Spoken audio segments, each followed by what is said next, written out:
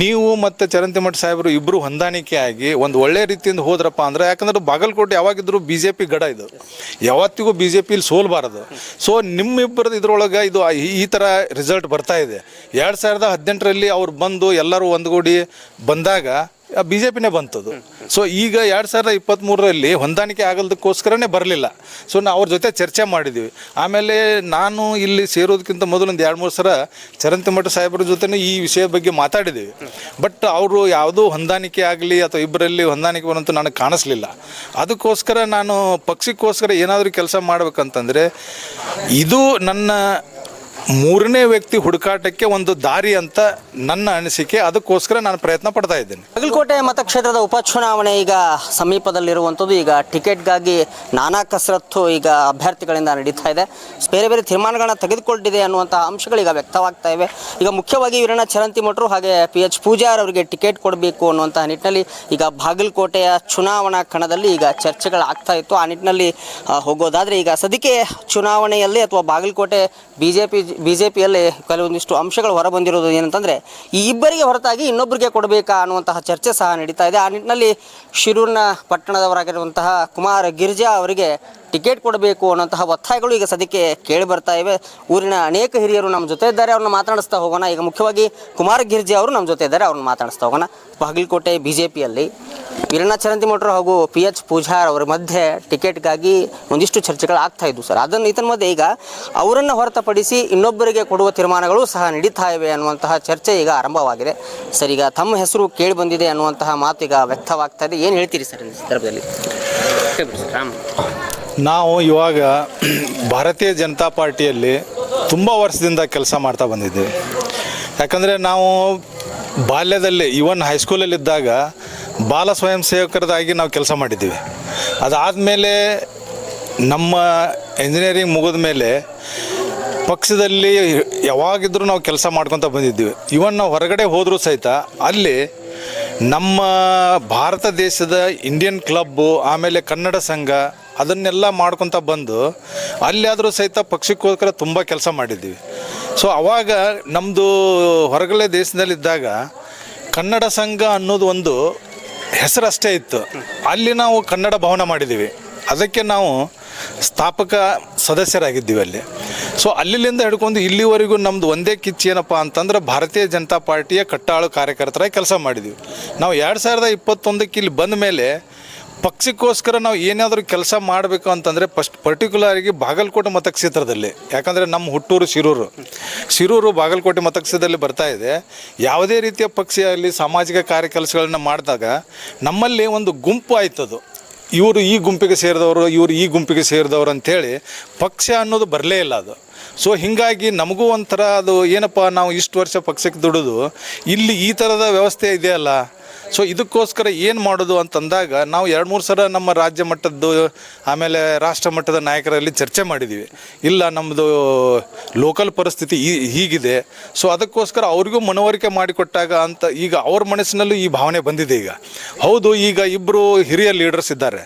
So ಇವರಲ್ಲಿ ಹೊಂದಾಣಿಕೆ ಆಗೋದು ತುಂಬ ಕಷ್ಟ ಆಗಿದೆ ಈಗ. ಯಾಕಂದರೆ ನಾನು ನೋಡಿದ್ದು ಬರೀ 4 ವರ್ಷ, ಇದು ಹಿಂದಿದು 10-15 ವರ್ಷದಿಂದ ಇದೇ ರೀತಿ ನಡೆದಿದೆ ಇದು. ಸೊ ಅದಕ್ಕೋಸ್ಕರ ನಾನೇನಂತಂದೆ, ನೀವು ಯಾಕೆ ಮತ್ತೆ ಅದರದ್ದು ಇಬ್ಬರು ಹಿರಿಯರದ್ದು ಬಿಟ್ಟು ಮತ್ತೆ ಯಾಕೆ ವಿಚಾರ ಮಾಡಬಾರ್ದು ಅಂತಲೂ ನಾನು ಅವ್ರಿಗೆ ಮಾತಾಡಿದ್ದೆ. ಸೊ ಅದಕ್ಕೋಸ್ಕರ ಈಗ ಇಲೆಕ್ಷನ್ ಇಷ್ಟು ಸಮೀಪ ಇದ್ದರೂ ಸಹಿತ ಯಾರೂ ಕ್ಯಾಂಡಿಡೇಟ್ ಘೋಷಣೆ ಆಗಿಲ್ಲ. ಅವ್ರ ವಿಚಾರದಲ್ಲಿ ಇದು ಮೂರನೇ ವ್ಯಕ್ತಿಯನ್ನು ಹುಡುಕಾಟದಲ್ಲಿ ಇದ್ದಾರೆ ಅವರು. ಸೊ ಆ ಮೂರನೇ ವ್ಯಕ್ತಿ ಹುಡುಕಾಟದಲ್ಲಿದ್ದಾಗ ಈ ಮಾಧ್ಯಮದಲ್ಲಿ ನನ್ನ ಹೆಸರು ತೇಲಿ ಬರ್ತಾ ಇರೋದನ್ನು ಗಮನಿಸಿ, ಸೊ ಅದಕ್ಕೆ ನಾನು ಅವತ್ತಿನಿಂದ ಈಗ ಯಾವಾಗ ಅವ್ರದ್ದು ಏನು ಇದು ಸೀಟ್ ಖಾಲಿ ಆಯ್ತಲ್ಲ, ಖಾಲಿ ಆದಾಗಿಂದ ನಾನು ಪ್ರಯತ್ನ ಮಾಡ್ತಾ ಇದ್ದೀನಿ, ಮುಂದಾದರೂ ಪ್ರಯತ್ನ ಮಾಡ್ತೀನಿ. ನನಗೆ ರಾಜ್ಯ ಮಟ್ಟದ ಮತ್ತು ಲೋಕಲ್ ಲೀಡರ್ಸ್ಗಳ ಸಹಾಯದೊಂದಿಗೆ ಟಿಕೆಟ್ ಸಿಗು ಅನ್ನುವ ದೃಷ್ಟಿಯಿಂದ ನಾನು ಪ್ರಯತ್ನ ಮಾಡ್ತಾ ಇದ್ದೇನೆ ಈಗ.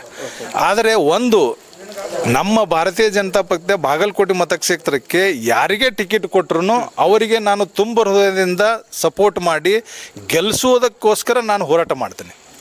ಇದು ನನ್ನ ಗುರಿ. ಸರ್, ಇನ್ನು ಬಾಗಲಕೋಟೆ BJPಯ ಮುಂಚೂಣಿ ನಾಯಕರಲ್ಲಿ ಅಂದರೆ ಪ್ರಥಮದಲ್ಲಿ ಏನು ಬರ್ತಾರೆ ಆ ನಾಯಕರು ಏನಾದರೂ ನಿಮ್ಮ ಜೊತೆ ಚರ್ಚೆ ಮಾಡಿದಾರಾ ಈ ಕುರಿತಾಗಿ? ಈ ಕುರಿತಾಗಿ ನಾವು ರಾಜ್ಯ ಮಟ್ಟದಲ್ಲಿ ಏನು ಚರ್ಚೆ ಆಯ್ತಲ್ಲ, ಅವಾಗ ಇಲ್ಲಿ ಬಂದು ಲೋಕಲ್ ಲೀಡರ್ಸ್ ನಮ್ಮ PS ಪೂಜಾರಿ ಸಾಹೇಬ್ರ ಜೊತೆ ಚರ್ಚೆ ಮಾಡಿದ್ದೀವಿ. ಹೌದು, ಈಗ ಈಗ ಈ ಥರ ಆಗ್ತಾ ಇದೆ. ಸೊ ಅದಕ್ಕೋಸ್ಕರ ನಾವು ಎಲ್ಲರೂ ಸೇರಿಕೊಂಡು ಹೋಗಿ ರಾಜ್ಯ ಮಟ್ಟದ ಜನರಿಗೆ ಮಾತಾಡೋಣ ಅಂತಂದಾಗ ನಾನು ಅದನ್ನು ಹೇಳಿದೆ, ನೀವು ಮತ್ತು ಚರಂತಿಮಠ ಸಾಹೇಬರು ಇಬ್ಬರು ಹೊಂದಾಣಿಕೆ ಆಗಿ ಒಂದು ಒಳ್ಳೆ ರೀತಿಯಿಂದ ಹೋದ್ರಪ್ಪ ಅಂದರೆ, ಯಾಕಂದ್ರೆ ಬಾಗಲಕೋಟೆ ಯಾವಾಗಿದ್ದರೂ BJP ಗಡ ಇದು, ಯಾವತ್ತಿಗೂ BJP ಸೋಲ್ಬಾರದು. ಸೊ ನಿಮ್ಮಿಬ್ಬರದ್ದು ಇದ್ರೊಳಗೆ ಇದು ಈ ಥರ ರಿಸಲ್ಟ್ ಬರ್ತಾ ಇದೆ. 2018ರಲ್ಲಿ ಅವ್ರು ಬಂದು ಎಲ್ಲರೂ ಒಂದುಗೂಡಿ ಬಂದಾಗ BJPನೇ ಬಂತದು. ಸೊ ಈಗ 2023ರಲ್ಲಿ ಹೊಂದಾಣಿಕೆ ಆಗಲ್ದಕ್ಕೋಸ್ಕರನೇ ಬರಲಿಲ್ಲ. ಸೊ ನಾವು ಅವ್ರ ಜೊತೆ ಚರ್ಚೆ ಮಾಡಿದ್ದೀವಿ. ಆಮೇಲೆ ನಾನು ಇಲ್ಲಿ ಸೇರೋದಕ್ಕಿಂತ ಮೊದಲು ಒಂದು 2-3 ಸಲ ಚರಂತಿಮಠ ಸಾಹೇಬ್ರ ಜೊತೆ ಈ ವಿಷಯದ ಬಗ್ಗೆ ಮಾತಾಡಿದ್ದೀವಿ. ಬಟ್ ಅವರು ಯಾವುದೂ ಹೊಂದಾಣಿಕೆ ಆಗಲಿ ಅಥವಾ ಇಬ್ಬರಲ್ಲಿ ಹೊಂದಾಣಿಕೆ ಬರೋಂಥ ನನಗೆ ಕಾಣಿಸ್ಲಿಲ್ಲ. ಅದಕ್ಕೋಸ್ಕರ ನಾನು ಪಕ್ಷಕ್ಕೋಸ್ಕರ ಏನಾದರೂ ಕೆಲಸ ಮಾಡ್ಬೇಕಂತಂದರೆ ಇದು ನನ್ನ 3ನೇ ವ್ಯಕ್ತಿ ಹುಡುಕಾಟಕ್ಕೆ ಒಂದು ದಾರಿ ಅಂತ ನನ್ನ ಅನಿಸಿಕೆ. ಅದಕ್ಕೋಸ್ಕರ ನಾನು ಪ್ರಯತ್ನ ಪಡ್ತಾ ಇದ್ದೇನೆ. ಅಂದರೆ ಸರ್, ಈಗ BJPಯಲ್ಲಿ ಹೊಸ ಕ್ಯಾಂಡಿಡೇಟ್ ಏನಾದರೂ ಬಂದರೆ BJPಗೆ ಹಿನ್ನಡೆ ಆಗುತ್ತಾ ಅನ್ನುವಂತಹ ಒಂದಿಷ್ಟು ಚರ್ಚೆಗಳು ಸಹ ನಡೀತಾ ಇದೆ. ಯಾಕಂದರೆ ಇವರಿಬ್ಬರು ತಿಕ್ಕಾಟದಲ್ಲಿ 3ನೇ ವ್ಯಕ್ತಿಯನ್ನು ಆಯ್ಕೆ ಮಾಡಿದರೆ ಎಲ್ಲೋ ಒಂದು ಕಡೆ ವೀರಣ್ಣ ಚರಂತಿಮಠರು ನಂತರ PH ಪೂಜಾರವ್ರನ್ನ ಹೊರತುಪಡಿಸಿದರೆ ಅವರಿಗೆ ಸರಿಸಮವಾಗಿ ವರ್ಚಸ್ಸಿರುವಂತಹ ವ್ಯಕ್ತಿ ಇನ್ನೋರ್ವರು ಇಲ್ಲ ಅನ್ನುವಂತಹ ಮಾತುಗಳು ಸಹ ವ್ಯಕ್ತವಾಗ್ತಾ ಇದೆ ಸರ್. ಇವಾಗ ನೋಡಿ, ಇಬ್ಬರು ಹಿರಿಯ ವ್ಯಕ್ತಿಗಳು.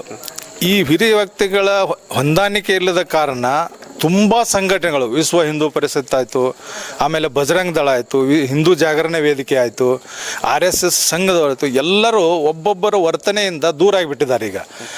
ಈಗ ಅವ್ರು ಏನಾಗುತ್ತೆ, ಒಂದು ಹೊಸ ಫೇಸ್ ಬಂತಪ್ಪ ಅಂತಂದ್ರೆ ಒಂದು ಆಶಾಕಿರಣ ಅವರಿಗೆ. ಎಲ್ಲರೂ ಒಗ್ಗಟ್ಟು ಕೂಡಿ ನಾನು ಈಗ ಎಲ್ಲರನ್ನೂ ಮಾತಾಡಿಸ್ತಾ ಇದ್ದೀನಿ. ಈಗ ಬಾಗಲಕೋಟೆ ಪ್ರತಿಯೊಂದು ವಾರ್ಡಲ್ಲಿ, ಆದಮೇಲೆ ಹಳ್ಳಿಯಲ್ಲಿ ಹೋದಾಗ ಇಲ್ಲ ಇವರಿಬ್ಬರು ಜಗಳದಲ್ಲಿ 3ನೇದವರಿಗೆ ಲಾಭ ಆಗ್ತಿದೆ, ಯಾಕೆ ಹೊಸ ಫೇಸ್ ಬಂದರೆ ಎಲ್ಲರೂ ನಾವು ಕೂಡ್ಕೊಂಡು ಮಾಡ್ತೀವಿ ಅನ್ನುವಂಥ ಭಾವನೆ ವ್ಯಕ್ತವಾಗಿದೆ. ಅದಕ್ಕೋಸ್ಕರ ನಂದು ಆಸೆ ಏನಪ್ಪ, ಯಾವುದೇ ಇರಲಿ, ನನಗಂತ ಅಲ್ಲ, 3ನೇ ಫೇಸ್ ಯಾರೇ ಬಂದರೂ ಸಹಿತ ಎಲ್ಲ ಜನರು ಒಕ್ಕೊಡ್ಕೊಂಡು ಇಲೆಕ್ಷನ್ ಮಾಡಿ BJPನೇ ಬರುತ್ತೆ. ಯಾಕಂದರೆ ಈ ಯಾವತ್ತಿದ್ರೂ ಸಂಘಟನೆಯಲ್ಲಿ ಶಕ್ತಿ ಇರುತ್ತೆ, ಒಡಕಿನಲ್ಲಿ ಶಕ್ತಿ ಇರಲ್ಲ. ಈಗೇನಾಗಿದೆ, ಎಲ್ಲರೂ ಇವರಿಬ್ಬರ ಜಾಗದಲ್ಲಿ ಎಲ್ಲರೂ ಸ್ಪ್ಲಿಟ್ ಆಗಿ ಒಂದೊಂದು ಕಡೆ ಹೋಗಿಬಿಟ್ಟಿದ್ದಾರೆ. ಈಗ ಎಲ್ಲರೂ ಅದನ್ನೇ ದಾರಿ ನೋಡ್ತಿದ್ದಾರೆ. ಯಾವುದೇ ಒಂದು ಹೊಸ ಫೇಸ್ ಬಂತಂದ್ರೆ ಎಲ್ಲರೂ ಒಕ್ಕೂಟವಾಗಿ ಇಲೆಕ್ಷನ್ ಮಾಡಿ BJPನೇ ಬರುವಂಥ ಆಶಾಭಾವನೆ ನನ್ನಲ್ಲಿದೆ. ಇನ್ನು ಬಾಗಲಕೋಟೆಯಲ್ಲಿ ಬರೋದಾದರೆ ಸರ್, ಮುಖ್ಯವಾಗಿ ಅನೇಕ ಸಮಸ್ಯೆಗಳು ಬಾಗಲಕೋಟೆಯಲ್ಲಿವೆ. ಈಗ BJP ಮತ್ತು ಕಾಂಗ್ರೆಸ್ ಎರಡೂ ಪಕ್ಷಗಳು ನಮ್ಮ ಬಾಗಲಕೋಟೆಯಲ್ಲಿ ಬಂದರೂ ಸಹ ಅನೇಕ ಸಮಸ್ಯೆಗಳು ಹಾಗೇ ಇರುವಂಥದ್ದು. ಈಗ ಉದಾಹರಣೆಗೆ ಈ ಕೃಷ್ಣಾ ಮೇಲ್ದಂಡೆ ವಿಷಯವಾಗಿ ಅಥವಾ ಈ ಮೊನ್ನೆ ಕಾರ್ಪಸ್ ಫಂಡು ಅದು ಹೊಳ್ಳಿ ವಾಪಸ್ ಹೋಗಿರುವಂಥದ್ದು. ನಿಮ್ಮ ಮುಖ್ಯವಾಗಿ ಏನು ಸಮಸ್ಯೆಗಳನ್ನ ಬಾಗಲಕೋಟೆಯಲ್ಲಿ ಗುರುತಿಸಿದಿರಿ ಅಂತ? ನೀವು ಹೇಳಿದ ಪ್ರಶ್ನೆ ಸರಿ ಐತಿ. ಯಾಕಂದರೆ BTDA ಅನ್ನೋದು ಒಂದು ವಿಶೇಷವಾದಂಥ ಇದನ್ನು ಮಾಡಿದ್ರು, ಅವರು ಅಥಾರಿಟಿ ಮಾಡಿದ್ರು. ಯಾಕಂದರೆ ಇದು ನಮ್ಮ ದೇಶದೊಳಗೇನ ಇದು ಕೃಷ್ಣಾ ಮೇಲ್ದಂಡೆ ಯೋಜನೆಯ ಒಂದು ಸಮಸ್ಯೆ ಏನಿದೆಲ್ಲ, ಇದು ಯೂನಿವರ್ಸಲ್ ಪ್ರಾಬ್ಲಮ್. ಇದು ಒಂದು ನಮ್ಮ ಸ್ಥಳೀಯ ಪ್ರಾಬ್ಲಮ್ ಅಲ್ಲ. ಇದಕ್ಕೆ ಎಷ್ಟೋ ಜನಾಂತರ ತಮ್ಮ ಮನೆ ಮಠಗಳನ್ನು ಕಳ್ಕೊಂಡು ಇಲ್ಲಿವರೆಗೂ ಜೀವನ ಹೊಂದಿಸ್ಕೊಳಕ್ಕಾಗಿಲ್ಲ. ಅದರ ಸಮಸ್ಯೆಗೆ ಯಾರೂ ಇಲ್ಲಿ ಪ್ರತಿಯೊಬ್ಬ ಜನಪ್ರತಿನಿಧಿಗಳು ಇದು ಕೊಡ್ತಾ ಇಲ್ಲ. ಆಮೇಲೆ ಒಂದು ಕಾವೇರಿಯಲ್ಲಿ ಒಂದು ಸ್ವಲ್ಪನೇ ಪ್ರಾಬ್ಲಮ್ ಆದರೂ ಎಲ್ಲರೂ ಸೇರ್ಕೊಂಡು ಇಮಿಡಿಯೇಟಾಗಿ ಸಾಲ್ವ್ ಮಾಡ್ತಾರೆ. ಬಟ್ ಇಲ್ಲಿ ತಿಂಗಳಾನುಗಂಟ್ಲೆ ರೈತರು ಕೂಡ್ಕೊಂಡು ಎಲ್ಲ ಜನಪ್ರತಿನಿಧಿಗಳು ಕೂಡ್ಕೊಂಡ್ರೂ ಸಹಿತ ಯಾರೂ ಹೊಳ್ಳಿ ನೋಡೋಕೆ ತಯಾರಿಲ್ಲ. ಎಲ್ಲರೂ ಬರ್ತಾರೆ, ನಾವು ಮಾಡ್ತೀವಿ, ಆಶ್ವಾಸನೆ ಕೊಡ್ತೀವಿ ಅಂತ. ಈಗ ಲಾಸ್ಟ್ ಟೈಮಲ್ಲಿ ನಾವೆಲ್ಲ ಇಲ್ಲಿ ಧರಣಿ ಮಾಡಿದ್ದೀವಿ DC ಆಫೀಸ್ ಎದುರಿಗೆ. ಅವಾಗ ಎಲ್ಲ ಕಾಂಗ್ರೆಸ್ ಲೀಡರ್ಸು, ಮಿನಿಸ್ಟ್ರು ಎಲ್ಲರೂ ಬಂದು ವರ್ಷಕ್ಕೆ ನಾವು 20,000 ಕೊಟ್ಟು ಒಟ್ಟು ಒಂದು 80,000ದೊಳಗೆ ಇದು ಆಗುತ್ತೆ ಕೊಡ್ತೀನಿ ಅಂದರು. ಇನ್ನೂವರೆಗೂ 1 ಪೈಸಾ ಕೊಟ್ಟಿಲ್ಲ. ಅದಕ್ಕೋಸ್ಕರ ಎಲ್ಲ ಇದರೊಳಗೆ ಯಾವುದೋ ಅಧಿವೇಶನದಲ್ಲಿ ಕೇಳಿದಾಗನೂ ಸಹಿತ ಎಲ್ಲರೂ ಭರವಸೆ ಕೊಡ್ತಾರೆ ಹೊರತು ಯಾರೂ ಇದು ಇಲ್ಲ. ಅದಕ್ಕೋಸ್ಕರ ನಾನು ಒಂದು ವೇಳೆ ಜನಪ್ರತಿನಿಧಿಯಾಗಿ ಇಲ್ಲಿ ಬಂದರೆ ಮೊದಲನೇದೇನಂತ BTDA ನೀವು ನೋಡಿರ್ಬೋದು, ಈಗ 2-3 ದಿವಸದಿಂದ BTDAದಲ್ಲಿ ಎಷ್ಟು ಲಂಚ ಇದು ಆಗಿದೆ, ಶಿಸ್ತೇ ಇಲ್ಲ. ಈ ಖಾತಾ ಮಾಡಲಿಕ್ಕೆ ಜನ ಪರದಾಡ್ತಾ ಇದ್ದಾರೆ. ಸೊ ಅದು ದೊಡ್ಡ ಸಮಸ್ಯೆ ಆಗಿದೆ. ಸೊ ಒಂದು ಸರ್ವರ್ ಪ್ರಾಬ್ಲಮ್ ಸಾಲ್ವ್ ಮಾಡಲಿಕ್ಕೆ ಆಗ್ತಾ ಇಲ್ಲ ಅವರಿಗೆ. ಅದಕ್ಕೋಸ್ಕರ ಜನ ಅಡ್ಡಾಡಿ ಚಪ್ಪಲಿ ನೋಡಬಾರದು, ಚಪ್ಪಲಿ ಹರ್ಕೊಂಡು ಹೋಗ್ತಾ ಇದ್ದಾರೆ. ಸೊ ಅಂಥ ಸಮಸ್ಯೆ BTDAದಲ್ಲೇ ಮೇನ್. BTDA ಮಾಡಿದ್ದು ಬಾಗಲಕೋಟೆಗೆ ಒಂದು ಹೊಸ ನವನಗರ ಆಗಿ ಒಂದು ಒಳ್ಳೆ ರೀತಿ ಬಿಲ್ಡಿಂಗ್ ಮಾಡಿ, ಕನ್ಸ್ಟ್ರಕ್ಷನ್ ಮಾಡಿ, ರೋಡ್ ಮಾಡಿ ಕೊಟ್ಟರೆ ಅದಲ್ಲ. ಜನಜೀವನಕ್ಕೆ ಒಂದು ಉದ್ಯೋಗ ಬೇಕು. ಉದ್ಯೋಗ ಬೇಕು, ವ್ಯಾಪಾರಿಕದ ಬೇಕು. ನೀವು ನೋಡ್ತೀರಿ ಮೊದಲು ಬಾಗಲಕೋಟೆಯಲ್ಲಿ ಒಂದೇ ಇದರೊಳಗೆ ವ್ಯಾಪಾರದ ಜನ ಇರ್ತಿತ್ತು. ನೀವು ಈ ಕಡೆಯಿಂದ ಹೋದ್ರಪ್ಪ ಅಂತಂದ್ರೆ ಸಿರೂರು ಅಗಸಿ ದಾಟಿದ್ರಪ್ಪ ಅಂತಂದ್ರೆ ನಿಮ್ಗೆ ಕಾಳು ಕಡೆ ಅಂಗಡಿ ಸಿಗ್ತಿದ್ದು, ಮುಂದೆ ಅಡತಿ ಬಜಾರ್ ಇತ್ತು, ಮುಂದೆ ಏನಿದೆ ನಿಮ್ಗೆ ಅರ್ಬಿ ಅಂಗಡಿ ಇತ್ತು. ಎಲ್ಲ ಒಂದೇ ಕಡೆನ ಏನಪ್ಪ ಒಂದು ಮಾಲ್ನಾಗ ಹೋದಂಗೆ ಆಕಿತ್ತು. ನಾವು ಹೊರದೇಶದಾಗ ಏನು ಮಾಲ್ ಹೋಗ್ತೀವಲ್ಲ ಹಂಗೆ ಮಾಲ್ನಾಗ ಹೋಗ್ತೀವಿ. ಈಗ ಛಿದ್ರ ಆಗಿಬಿಟ್ಟದ ಅದು. ಕೆಲವೊಂದು ಮಾರ್ಕೆಟ್ ಹಳೆ ಬಾಗಲಕೋಟೆ, ಕೆಲವೊಂದು ನವನಗರ, ಕೆಲವೊಂದು ವಿದ್ಯಾಗಿರಿ. ಸೊ ಹೀಗಾಗಿ ವ್ಯಾಪಾರಸ್ಥರಿಗೂ ಸಂಕಷ್ಟ, ರೈತರಿಗೂ ಸಂಕಷ್ಟ. ಆಮೇಲೆ ಈ ನೌಕರಿ ಮಾಡೋದಾರಿಗೆ ಇಷ್ಟು ಸಮಸ್ಯೆ ಆಗಿದೆಯಲ್ಲ ಲಂಚ್ ಕೋರ್ತನದಿಂದ. ಸೊ ಪ್ರತಿಯೊಂದು ವಿಷಯದಾಗೂ ತಗೋರಿ ಬಾಗಲಕೋಟೆಗೆ ಸಮಸ್ಯೆ ಭಾಳ ಇದೆ. ಆ ನಿಟ್ಟಿನಲ್ಲಿ ಕೆಲಸ ಮಾಡೋದಕ್ಕೋಸ್ಕರನೇ ನಾನು ಒಂದು ಸೋಷಿಯಲ್ ವರ್ಕ್ ಒಂದು ಸಣ್ಣ ಗ್ರಾಮದಲ್ಲಿ ಸಿರೂರಿಂದ ಬಂದಂಥ, ಯಾಕಂದ್ರೆ ನಾನು ಇಲ್ಲಿ ನೋಡಿದ್ದೀನಿ ಸೋಷಿಯಲ್ ವರ್ಕ್ ಯಾವ ರೀತಿ ಸ್ಟಾರ್ಟ್ ಮಾಡಿ ಎಲ್ಲಿ ಮುಟ್ಟುತ್ತೆ ಅಂತೇಳಿ. ಸೊ ಆದ್ದರಿಂದ ನಂದೇನೈತೆ ಒಂದು ಕೆಲಸ ಹಿಡ್ಕೊಂಡು ಮುಂದೆ ದೊಡ್ಡ ಕೆಲಸ ಮಾಡಬೇಕನ್ನೋ ಇಚ್ಛಾಶಕ್ತಿಯಿಂದ ನಾನು ರಾಜಕೀಯಕ್ಕೆ ಬಂದಿರೋದು. ಓಕೆ ಸರ್, ಇದಿಷ್ಟು ಕುಮಾರ ಗಿರ್ಜಾ ಅವರ ಮಾತುಗಳಾಗಿತ್ತು. ಮತ್ತು ಬಿ ಜೆ ಪಿಯಲ್ಲಿ ಇಬ್ಬರ ಮಧ್ಯೆ ಟಿಕೆಟ್ಗೆ ಒಂದು ತಿಕ್ಕಾಟ ಇರುವಂಥದ್ದಂತೂ ನಿಜ.